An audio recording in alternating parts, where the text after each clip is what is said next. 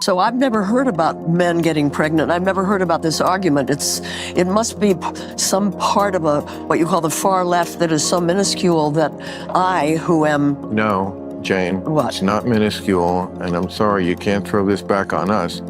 I assume it's because you are locked into media that just never wants anyone in their audience to know anything sketchy about the blue team. On the latest episode of Club Random, Bill Maher absolutely torched Jane. Fonda's woke talking points, and it was pure entertainment. Fonda walked in, thinking she was on another echo chamber. Podcasts where every word would be, were ripped. Instead, she found herself face-to-face with MR, the anti-woke, Sniper himself, locked, loaded, and ready to dismantle her narrative. Let's dive About in. a garage door? Absolutely. I'm sorry. Yeah, that is... No, you know this about California. Come No, on. I don't. Well, I'm sorry, I don't. You've never heard that California is overtaxed and overregulated? That we are a one-party state where there's sort of no checks on that sort of extreme leftism. And what do you think? I don't for a minute consider California a state that is extreme leftist. Not at all, not any way. Well, that shows where your politics are. Whoa. WA, there's so much to unpack here, Jane. Fonda lives so deep inside the Hollywood bubble that she's practically forgotten what the real world even looks like. She's been surrounded by flashing cameras, studio applause, and self-congratulating activists for so long that she started mistaking the movie set for reality itself. In her world, slogans replace logic and moral, grandstanding passes for wisdom. But Maher, is not having any of it, is about to grab a sharp pin of truth and pop that overinflated Hollywood illusion, dragging Fonda right back to planet Earth, where real people live, work, and actually deal with consequences. Grab your popcorn. This one's going to sting. They became the birthers, they became the Tea Party. There's about a third of this country that's very hard right. Of course they love Trump. When he left office, he had an approval rating of 34%. So he really only had those people. Why is he now tied? Because the other part of the coalition are people who, they don't really like him that much. They just think the far left has gone so nutty on so many issues. That's what they're being told. That's what By people like you. because it's true. You think the far left does nothing crazy?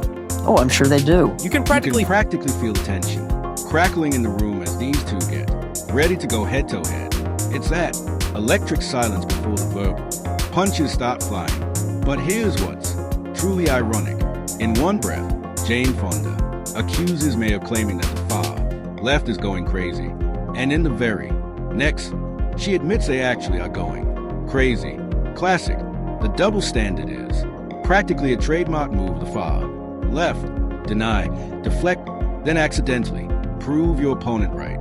It's like watching a live demonstration of political hypocrisy at its finest. Emma knows it. The audience knows it. And Fonda is about to find out the hard way. Anyway, let's keep going. Who is the far left? What do you mean when you say far left? I mean, I could give you a million examples. Yeah, well, give me one. Okay, the NAACP. You think the NAACP is far Could I left? finish my sentence? Yes. You asked me for an example. Yeah. Travel advisory, that's like the State Department does to go to, I'm sure when you went to Vietnam, they were advising you not to. There's a war on. I didn't talk to them. I don't have no. I know, but you know a travel advisory. Yeah. Today we have them for very dangerous countries. Yeah. Don't go to North Korea. Don't go to Iran. Yeah. You know where they issued a travel advisory for black people not to go? Yeah. Florida. Every day there's stories like that that just makes people roll their eyes and go, are you people nuts? Even if they don't matter that much, I don't think one person listened to this and thought, I can't go to Florida. But they just suggest something to the average person, which I completely understand, which is, wow, do you people ever find anything that's ridiculous? So woke isn't just a person or a mindset. It's a full-blown ideology. One that seeps into everything.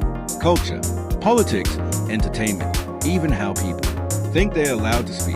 It's an ideology that proudly declares war on common sense, twists science into activism, and rewrites history to fit a feel-good narrative. Fact become optional, logic becomes offensive, and emotion becomes the new truth. That's the core of the problem. It's not about equality anymore. It's about control through moral intimidation. I only wish MR had driven that point home harder. He hinted at it, sure, but stopped short of pulling the trigger. Maybe his cautious not to alienate his liberal audience. Still, someone needs to say it. Plainly, woke culture is in progress. It's a slow erosion. You really think men can get pregnant? You know, that kind of stuff. And I understand that a trans woman can get pregnant.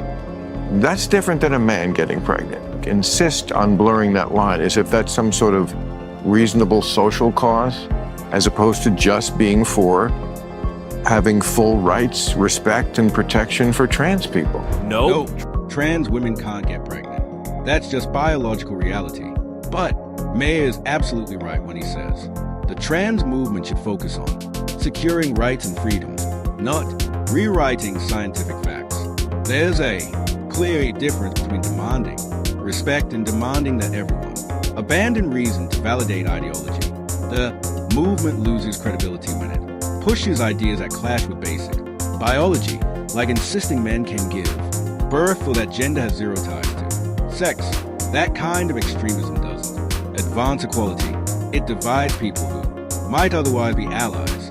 The real path forward lies in protecting individual freedoms, ensuring dignity, and promoting open dialogue, not policing language or silencing disagreement.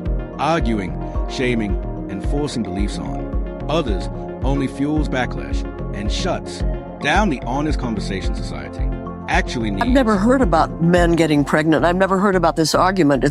It must be some part of what you call the far left that is so minuscule that I, who am... No, Jane, What? It's not minuscule, and I'm sorry, you can't throw this back on us. I assume it's because you are locked into media that just never wants anyone in their audience to know anything sketchy about the blue team. And that right there was a hammer blow. Jane Fonda tried to pivot faster than a politician caught on a hot MIC. 1 second she's defending the far left, and the next she's pretending she's never heard the argument that a man can get pregnant. Really, Jane, that line's being paraded on every woke talk show, college campus, and social media feed for years. You can't just pretend it doesn't exist. Then, realizing she'd box herself in, she tried to wriggle out of it by claiming that the woke left represents only a tiny fraction of the Democratic Party. But Maher wasn't buying it with one sharp retort. He burst a bubble, reminding her that this isn't some fringe theory anymore. It's mainstream rhetoric within the modern left.